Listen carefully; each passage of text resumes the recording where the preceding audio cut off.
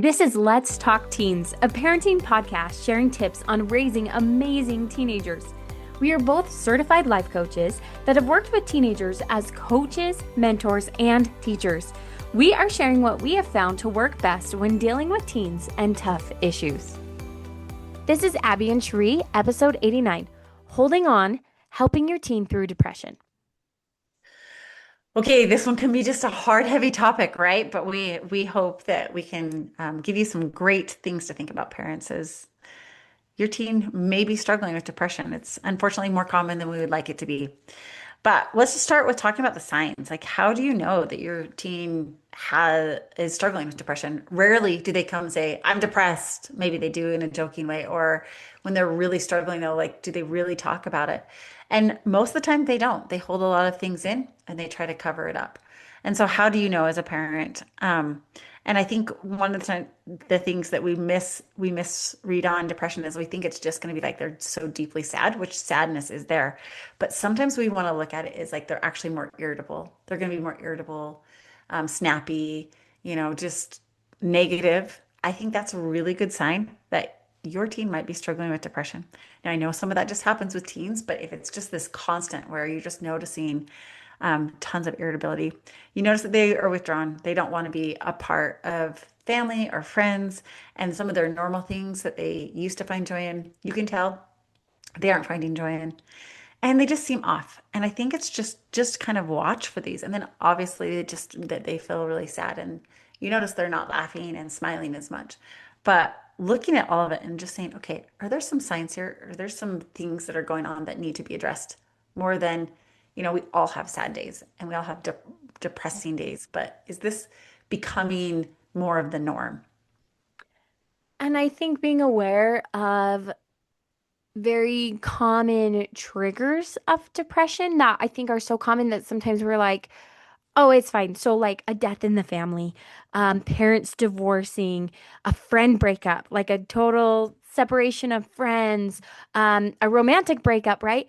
Those are really natural and normal times that we can fall into a funk. And I think because of how common depression and anxiety are nowadays, and that we've all experienced bouts of it, that sometimes we forget that we can have a short season of it too, and it can accompany an event. So if that's happening in your family or you've got something big going on, really be on the lookout for your youth because it's very common for them to slip into a period of depression. Absolutely. I'm so glad you brought that up because it's really true.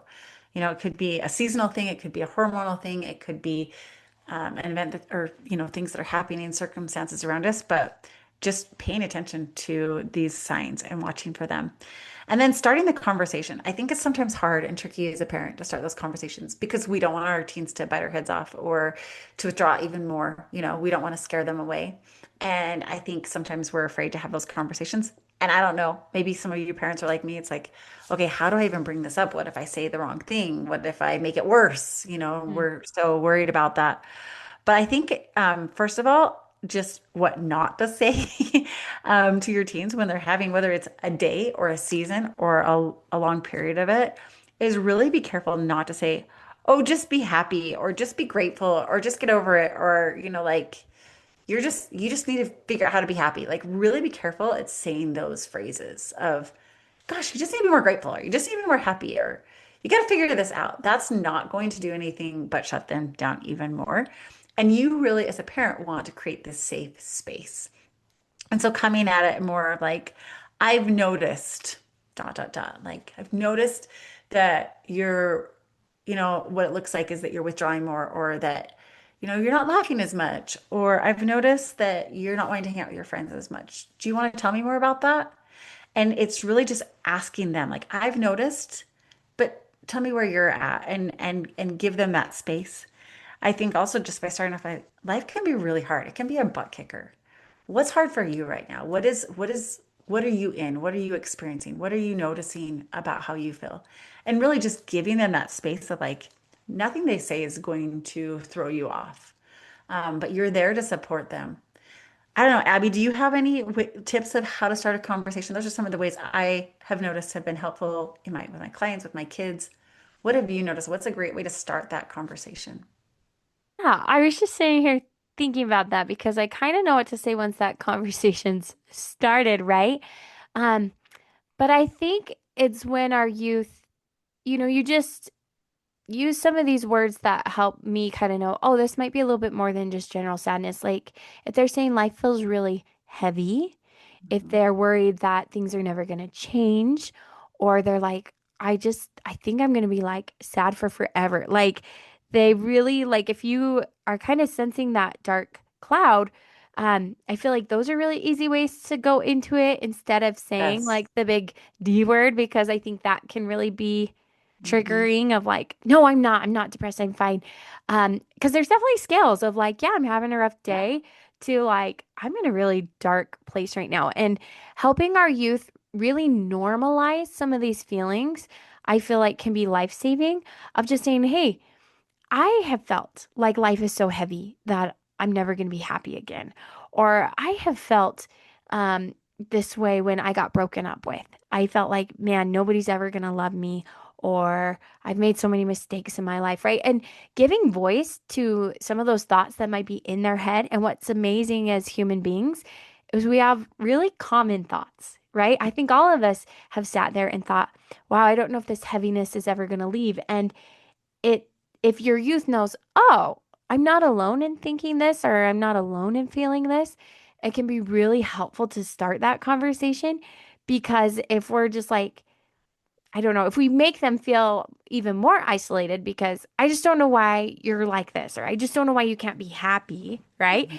All of a sudden they go, oh, something's wrong with me, right? And I'm broken. I'm broken. yeah, and Yeah. our teens are already thinking that. They already Yeah. are walking around going, Yeah. something is And we wrong with don't. me. Yeah. Um, and we don't want to feel that. Instead, we want to be like, no, nothing is wrong with you. Super normal to be sad Super after normal. somebody broke up with you. It's super normal to Yeah. feel heaviness. Um, I also think too, like, I wasn't depressed, but when I was a sophomore in high school, I had loaded my schedule so heavy that heaviness was real, like that I would cry quite often. And that's pretty normal teenage girl behavior to be crying a lot. And I wouldn't say at all I was depressed, but sometimes that heaviness is what we might want to address more than like a sadness of just saying, Mm. does life feel fun at all? Like I know you might be hating math, but does the rest of your day feel fun? Or does it feel doable? Those might be some words to use instead of, I think you're depressed and you just are so sad all Agree. the time, right? And just Yeah. saying, checking in, asking questions.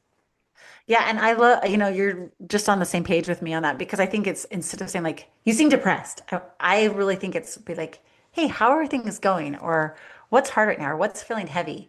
And really using this phrase like, tell me more about that and have them tell you more about it.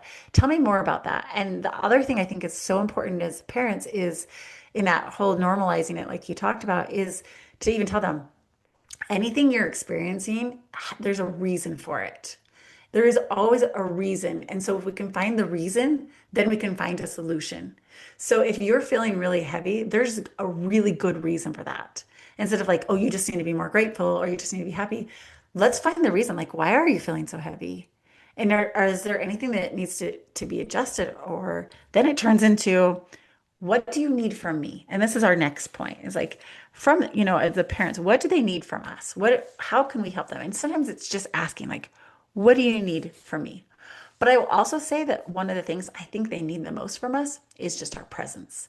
It isn't our lectures, it's our listening. It isn't our fixing it. It is actually just saying, I am here. I'm not going anywhere. I am going to be with you through this whole thing. I'm not going to abandon you in this. I'm not going to criticize you in this. I am here. And that helps us really stay connected to them. Even when, maybe they don't like the way the conversation is going and they pull away and they're feeling more depressed and they pull away. And I think as a parent, we have to be really careful to not take that personally Mhm. and to say like what my teen needs the most right now is for me to stay connected and just be here and just have this presence, even when they're pushing me away, that I'm not going anywhere. I'm not going to take that personally. I'm not going to attack them for it. I'm not going to be like, I want to help you, but you won't let me. Right. I mean, that would be our gut. Like, why won't you let me help you? And instead, it's like, I'm here when you're ready to talk about it. I'm here if you need anything. Just know, like 24/7. You can call me. You can come in my room in the middle of the night if you're ready to, if you need something or you're ready to talk about it. Like, I'm here. I'm here when you're ready. I think that's what our teens need the most from us. I love that because I was sitting here thinking, some of the signs of depression in like an adult, if you were like, man, I've been working with Abby and she's been crying a lot and she's pushing me out and she won't talk to me and she just wants to be in her room all day, you would be like, I think Abby's depressed, right? But if you were Yeah. like, well, Abby's my teenage 17-year-old, everybody would be like, oh, that's normal behavior, right? So that can get tricky too because all those things of pushing out your parents and just wanting to be alone and like needing space and maybe being more reserved, those are also signs of just very developmental, like teenagehood, right? And so I love this idea of if I'm there and an active presence in their life, I never doubt that mom intuition. I believe with all my heart that God will guide us and let you know, like, hey, this is normal and this isn't normal. And that's more of a feeling than it is like, well, if they do this or this or this, because that can get really tricky with your youth. And I also think too, like my example being a sophomore. I don't think my parents like I knew they were so aware of me, but I never was like, "Mom, Dad, I'm struggling." Right? And I remember when my brother went through a really major breakup, it's only all these years later that he's like, "Oh yeah, I was like really struggling during that time." Right? And Mhm. so there is a little bit of that, but if you're that constant presence in their life, we're gonna be able to step in when we need to be that support as they're navigating it. And maybe a lot of your youth they are going to kind of suffer and figure this out on their own because that is part of like being a teenager. But when we can be their presence in their life, we're going to help them from stopping this to becoming a bigger problem or when we get into kind of scary zones, anything like that, because we have that relationship. Yes, I love that. And that just takes us right into our next point of that there is hope out there because there is help. And your teen doesn't have to navigate this alone, and you as a parent don't have to navigate this alone, especially when it gets to a serious level, right? But to know, like, to help your teen know, like, there's hope there because there's help out there. There are resources. There's a lot of options out there. And sometimes just putting those on the table for your teen, like maybe they're not ready to make a decision, and maybe right now they don't want any help, but to say, hey, I've personally struggled with depression, or I have some really good close friends or some family that have struggled. And here's some things that I found, and maybe you could find some other things, and any of them are available to you when you're ready. And you'll know what's best for you. Like, I love to give that confidence back to the teen. Like, you'll know, but like maybe, it's just we need to change some dietary things. Maybe we need to find someone you can talk to outside of me, maybe a life coach, maybe a counselor or a therapist. Maybe we need to get out and exercise together because, one of the things that we know so much about depression is depression wants you to just shut down and do nothing, Mm-hmm. but it's actually the worst thing you could do when you're depressed. And what is needed most when you're depressed is like to move your to like work with your hands or move your body and really get out there.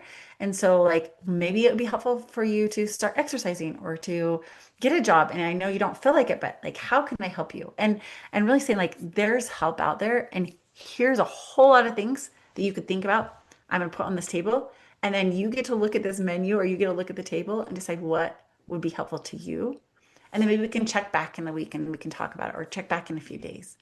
Now, of course, if it is serious, serious, like deep depression where they're suicidal, and that's where we don't even let them choose on the table. We choose for them, right? We take them and we give them help. But often we're talking about the teens who are starting to slip into that depression where there are things out there that are available, and maybe they still are in this place where they need to choose what approach they're going to take. I like to think about kind of just generalized depression and anxiety a little bit like and I'm not saying this is a perfect analogy, but like we think of like maybe gaining too much weight, right? There's a healthy, normal balance that our body likes to be at. Some of us have a sunnier disposition, some of us are more serious. There's where our body likes to be. And then if I notice, oh, the numbers on my scale are going up past where my doctor wants me to be and where I want to be, right? So maybe I'm like, oh, I'm having cloudy thoughts and I'm a little sad and I just want to stay in my room all day. Or you're noticing that about your youth. Just like I would with like, I would say, well, okay, I'm going to cut out some donuts or I'm going to cut out these things. With our youth, we're going to just go, okay, you know what? Let's go exercise. Let's go sign up for family kickball. Let's go um, do some fun things because we can manage this in a way almost like we manage like the weight that we want to be out of. Oh, my numbers are up. Okay, I'm going to do a couple of these things. My numbers are down. Okay, I'm going to do a couple of these things. And so if we just kind of look at it like that of there's just little things that I can do. If I do want to like I even have days where I'm like, "Oh, today I just feel kind of sad." Right? Yeah. And if it's a day like that, then I go, guess what? I need to get out of the house. I need to go Mhm. call my mom. I need to go on a walk. And without fail, those help me. And so our youth might not be self-regulating enough to know that. But when we're like, they're like, oh, I'm just sad today, mom, or oh, it's a bummer day, be like, come to the store with me. Come, like, do these things with me because I feel like we can help them navigate just that general everyday heaviness that a lot of us can feel. Yeah. And pointing out like when they do some of those things and they you notice they're feeling better, I think sometimes it's good to be like, "Hey, how are you feeling? Did that help? Did you notice? Did you notice like when you got out and we played kickball? It felt better, didn't it? Like this is just good to know. When you're feeling depressed, you're for sure not going to want to do kickball. But when you do it anyway, you're going to feel so much better Hmm. afterwards. Like really help them see that. Connect the dots for them. Um, so many more things we could talk about this, but I just want to give you hope as parents. There is help out there. And as Abby said, I personally think parents receive that revelation and thoughts of what is needed for their teen. So trust that gut, trust that mom and dad gut. You've got it of what your teen needs. Be there for them. Let them know that you are always going to be their safe place and you are there to help them navigate it. And don't take it personally. I hope these things can help you. We hope these things can help you. And you'll continue to learn how to help your teen best. But until next time, Thank you for listening to Let's Talk Teens with Cheree Murdock and Abby Winslow. If you are looking for more tips to help your teenager, here's where you can find us. You can find Cheree Murdock on Instagram at Cheree Murdock Coaching or on her website, ChereeMurdock.com. You can find me, Abby, on Instagram as Abby Winslow or on my website, AbbyWinslow.com. Please rate and review our podcast and share with a fellow parent. Thanks for listening.